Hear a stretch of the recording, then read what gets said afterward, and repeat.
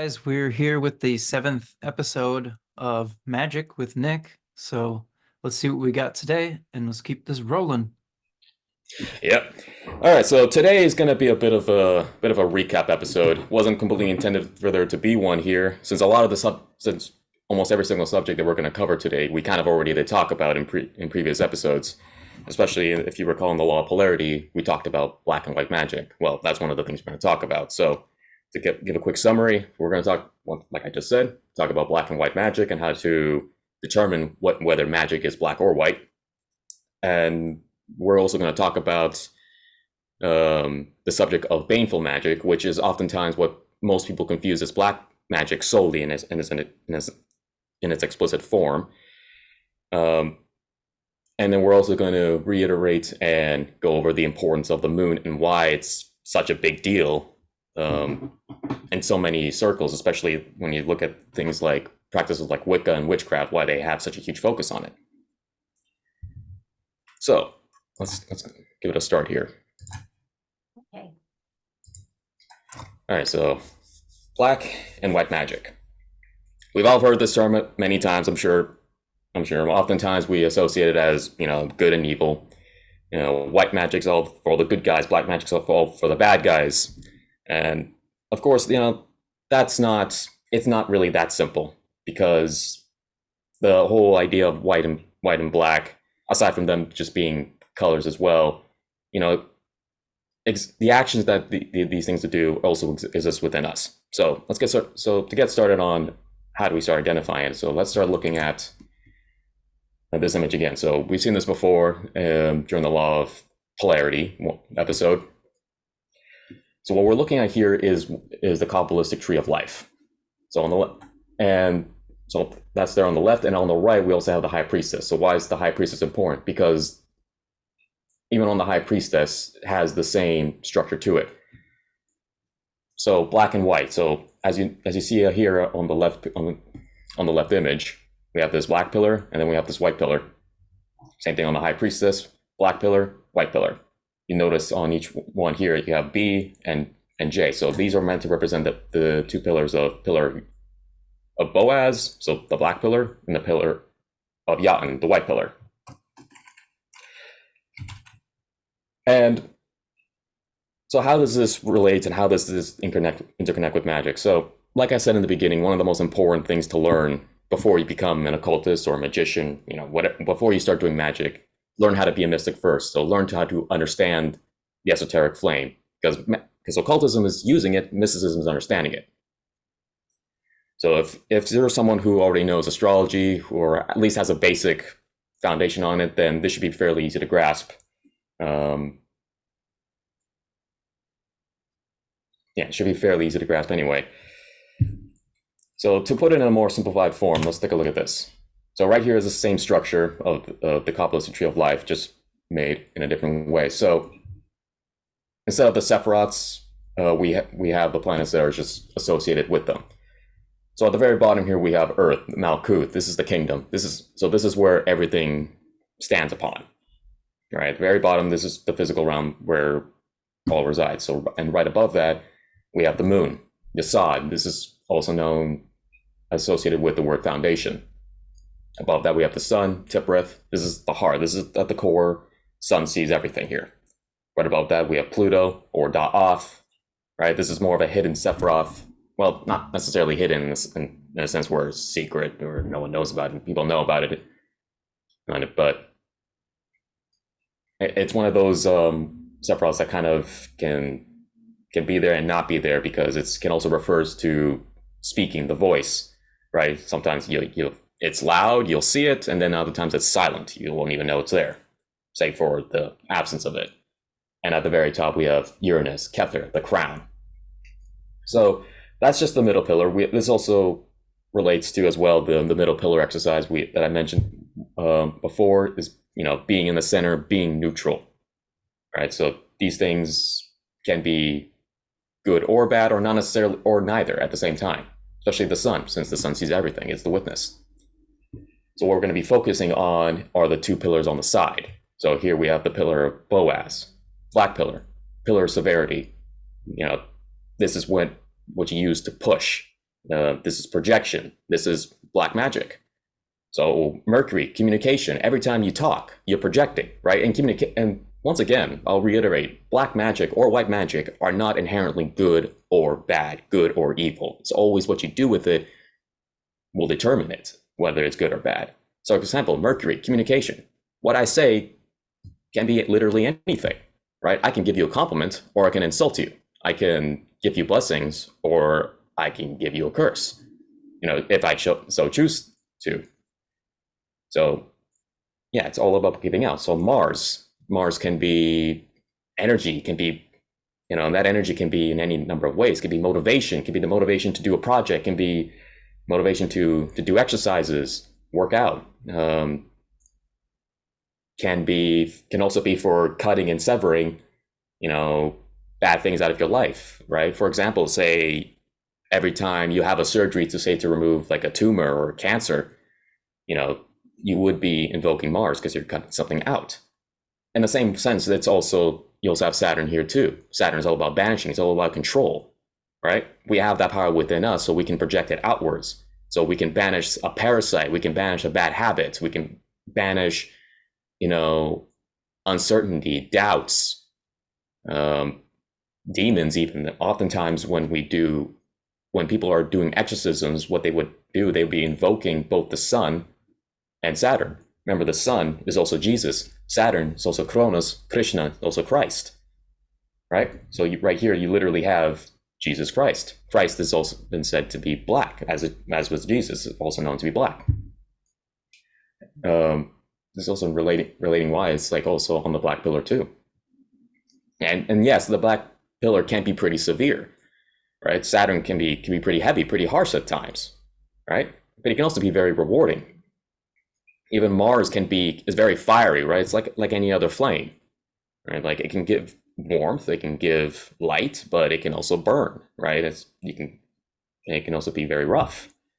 Mercury as well. But Mercury, like we said, can be all about communication, but he's also a bit of a trickster, right? He's also Loki, right? He can be a prankster, he can sabotage, he can do all sorts of funny things.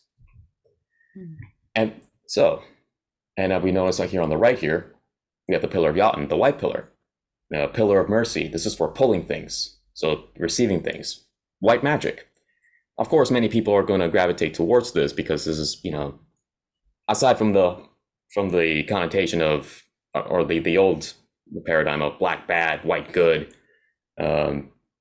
these planets are a lot easier to work with, or a lot more pleasant. So we got Venus, right? She's lovely, she's beautiful, she's very gentle, right? But of course, each of these planets as well also have their negative qualities too.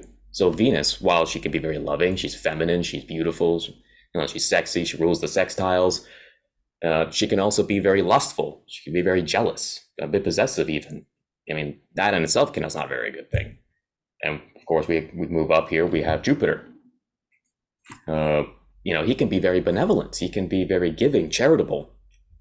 But at the same time, he can also be greedy.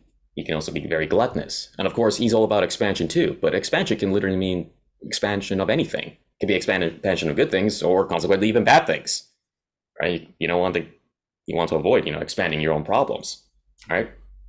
Of course, at the top we have Neptune as well. Like Neptune, access to that fantasy world, dreams, the astral planes, whatever you want to call it. Very dreamy, but of course also offers a form of escapism. But whether that's good or bad, oftentimes this can be viewed or be used in the form of, say, alcoholism, drugs, right? Or even just being, heavily locked into like entertainment things, like say like movies, TV shows, video games, things that really can really, though, well, yes, they can be great escapes, but people get addicted to those too. Yeah.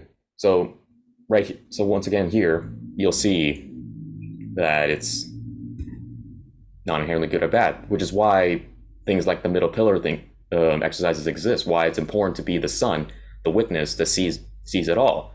Because at the end of the day, everything you see here are merely tools. Some days you need a hammer, other days you need a scalpel, other days you need a screwdriver, right? No one's going to say like, oh, the hammer's bad, it just breaks, you never use the hammer, you only want to build.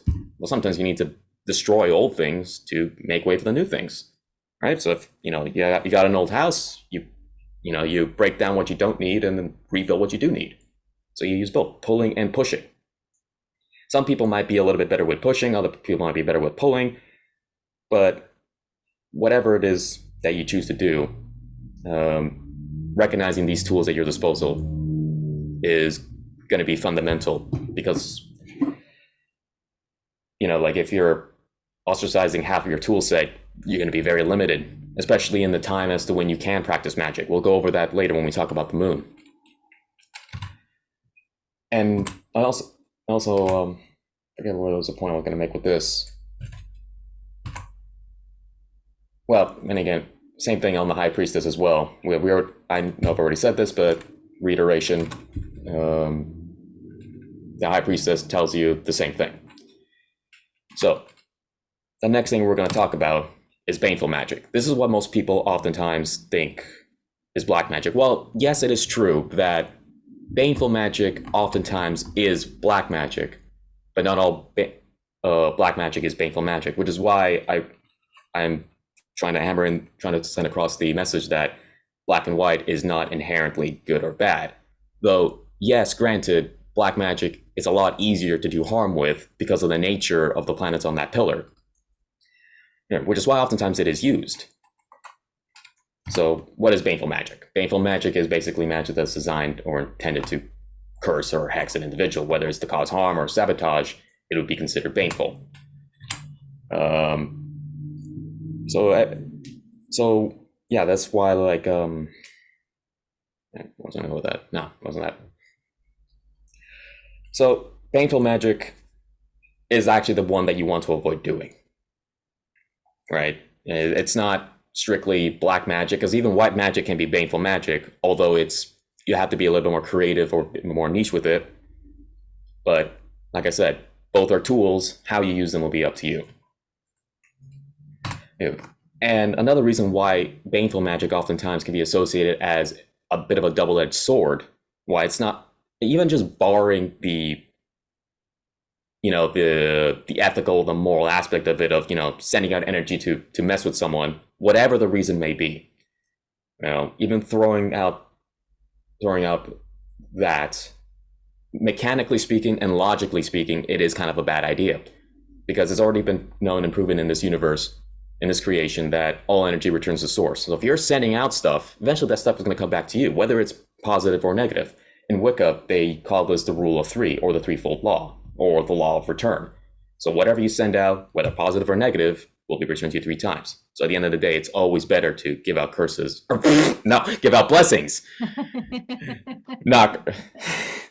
If you give out curses, it'll be the last time you give out a curse when it comes back. Yeah. Hopefully you'll learn your lesson. And you'll never do it again. So. Yeah. But yeah, we know what you mean. Yeah.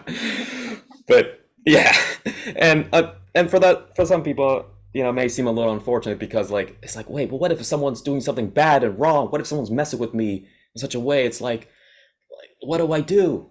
And yeah, that can be difficult, especially if it comes under the thing of like even justice as well. We covered this in the prequel, or I guess the teaser episode from way ago, where it's I really want to do something about this injustice. I cannot do anything maybe in the physical sense, because it just caused me trouble. But what if I just be subtle and use magic, maybe, because no one can really trace it back. Well, not directly in any way back. Well, maybe, but depending on circumstances, you can really get back at someone. So when something bad does happen, it's just like, hey, yeah, that's right, you fucking deserve that, you freaking jackass, or whatever the case. So yeah, that can seem a little unfortunate, but like I said before, there are ways to do it, such as using scripture to do it, because the beautiful thing about that is that when you use scripture, so when you specifically at least the way that I know how to do it is using the book of Psalms.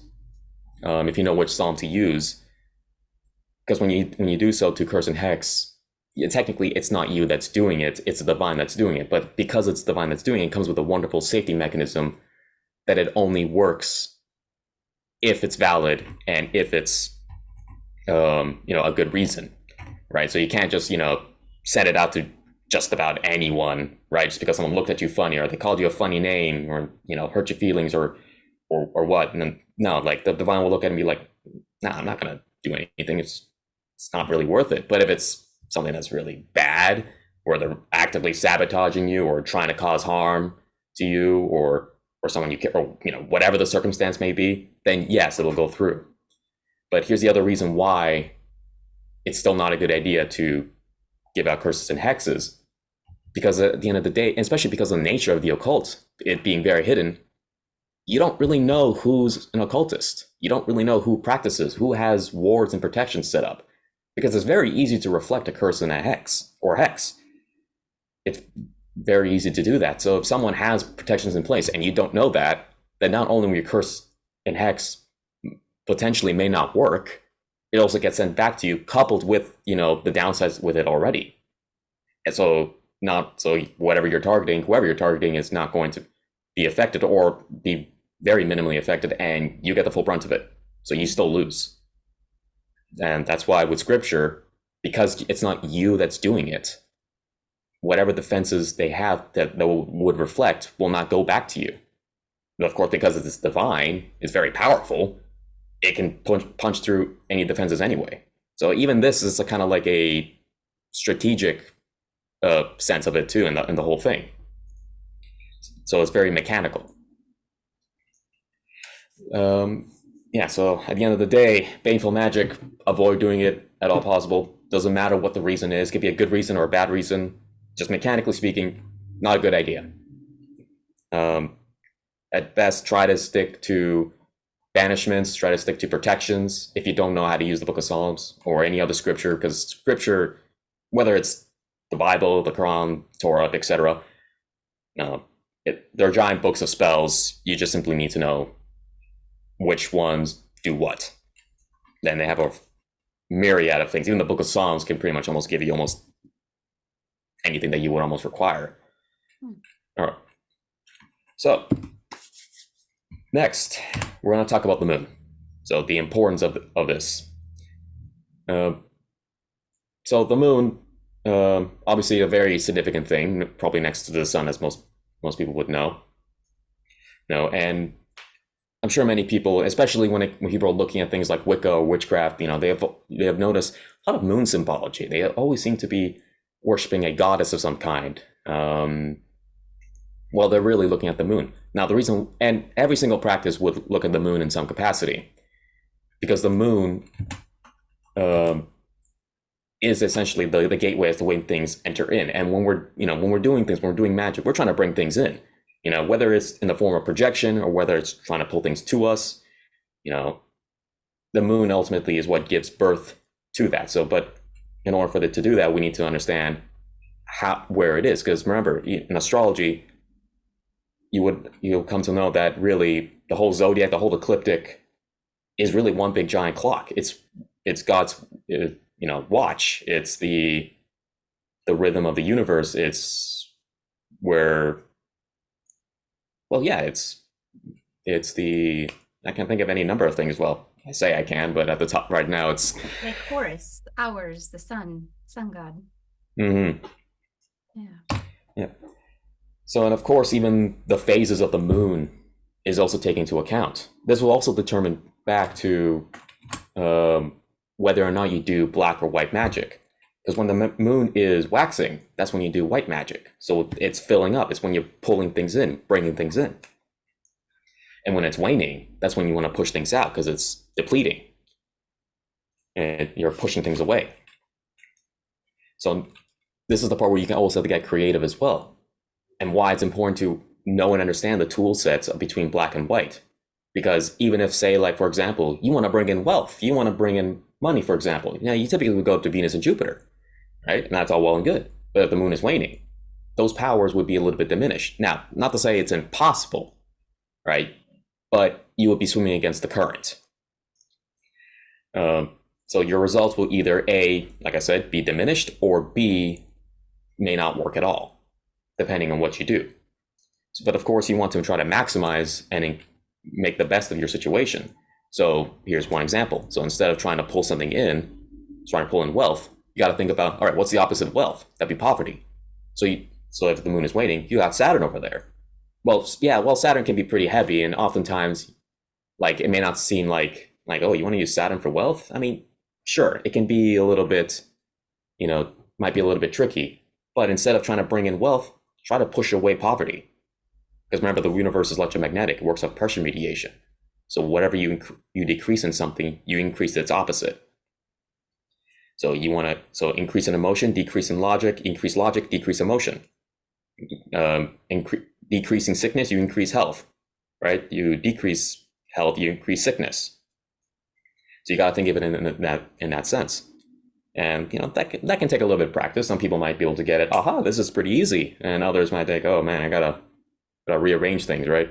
No, that's part of the thing about magic in general. And this is even covered in mysticism too, where it's a lot of internal work, right? It's a lot of rearranging of old paradigms, ways of thinking, and this stuff will also translate to occultism too, where now it's like your ways of thinking can now start affecting everything around you, and not just everything around you, even within. And oftentimes it's encouraged to focus more so within. Of course, you can still do things externally without. That's nothing wrong with that, but don't forget the internal work, because that will also determine what you can do without.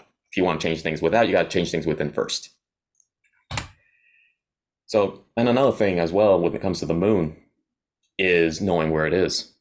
So depending on which sign it's in, and she moves pretty fast. It takes roughly 3 days in each sign.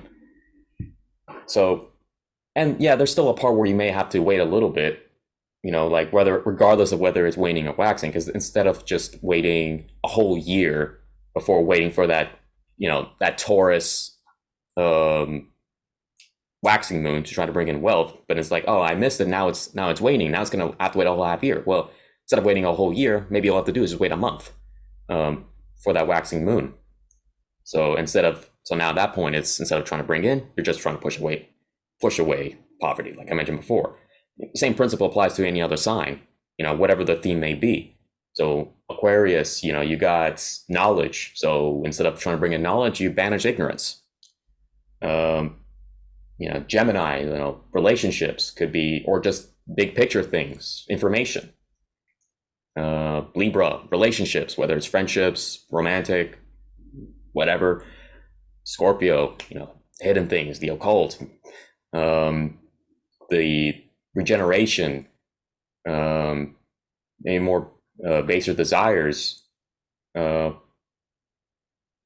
name it. Like, we can be here all day. We're just, once again, it's the importance of being an astrologer first. Again, you don't necessarily have to be an expert or a master astrologer to be able to use this, but it's still important to have a basic foundation. So like knowing all the signs, knowing all the planets, because as we talked about, like each of the sephiroths, associated with a different planet will determine which power you're using and how you use it.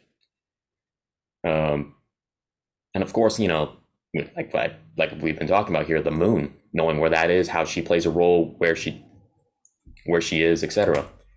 Because the other thing why the moon is so important is if you look here on the zoom in picture on the Tree of Life, where she is positioned. And also why, like, she is the ovary, because she's also the valve as to where all things come in. Like, she is a portal, but she's a portal of entering.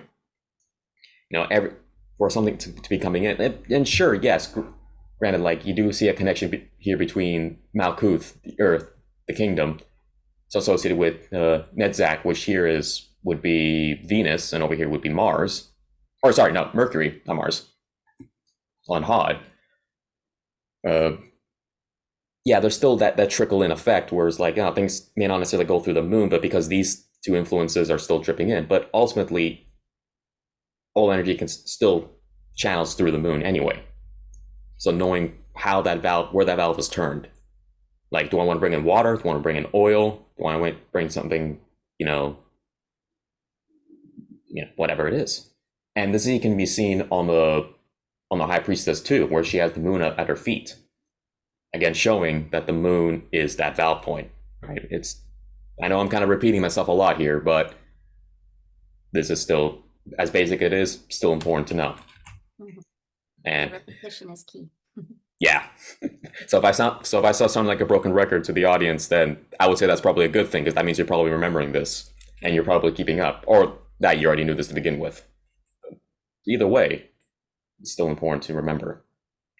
So here again, same thing as we saw earlier. Yesod, right there, everything's coming down to earth where we're currently residing and the powers above, and even within ourselves.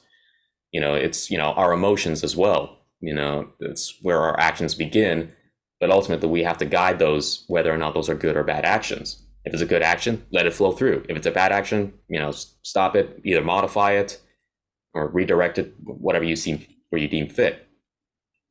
You'll bring it to that endpoint.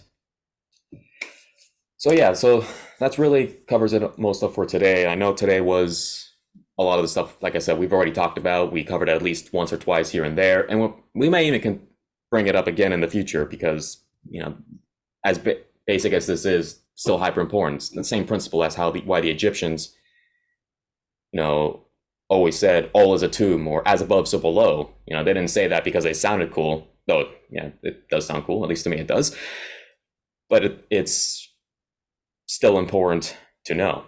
All is one, all is a tomb, all begins with a tomb, and everything that happens above happens below, everything that happens without happens within us as well. These powers exist above us, they exist below us. And it's important to understand them as these universal mechanics that we work with, whether consciously or unconsciously, whether we're aware of them or not. They're always going to be there, always going to be present. And as a magician, what separates us from the non-magicians is that we control our own magic. We understand them. The non-magician does not. So, and if you want to understand or work with anything, whether it's a car, an instrument, a tool, you got to know it. Right? It's not just like, oh, I'm a musician because I have a guitar. It's like, well, you got to understand, how does it work? How do you make each note? What's each string do? What's the sound they make? Or even like in a construction worker, it's like you have your hammer, you have your screwdriver, your crowbar. Like just having them is one thing, but understanding how they work is another. Mm-hmm. Yeah, you have to understand how anything works before you can put it into action, because otherwise you might screw it up. Mm-hmm. Yeah, absolutely. Yeah. Like, for example, like someone doesn't understand how to use Saturn, they could accidentally screw themselves in many ways, make everything slow, block certain things. Or Jupiter, they could accidentally expand like problems by accident. Or Venus, they have too much Venus, so things get very lustful or very jealous and possessive. Mm-hmm. Even the sun can be like, yeah, the sun is great, but at the same time it can also burn. You can accidentally drive people away, or like each one has their positive and negatives, right? Mercury, you can communication, information, intelligence. It can also be a bit very tricky. He's literally the trickster, or can be when he's retrograding. Moon can bring in wonderful, beautiful things, but she can also bring in monsters too, right? Because even I don't have it set up here, but where there's a tree of life, as we talked on the law of polarity, there's also a tree of death. And the tree of death is structured in a very similar way, except all the way around.